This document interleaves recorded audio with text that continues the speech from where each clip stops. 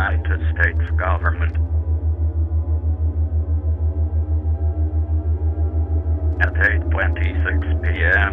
Eastern Standard Time, NASA has detected dozens of aircrafts landing on Earth. The location of where these aircrafts came from are unknown at this time.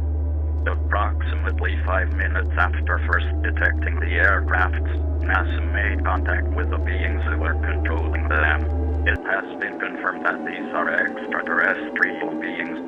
They have also been confirmed to be extremely hostile and have been seen attacking citizens and destroying buildings in not just the United States, but also all over the world. NASA has also confirmed that there is no way to stop this, and the world is on its final days. There are no ways to kill them or make them stop. Because of that, the government has collapsed. We advise everyone to gather with their loved ones, pray to your higher being or beings, and repent. Do not try to get away, they will still kill you.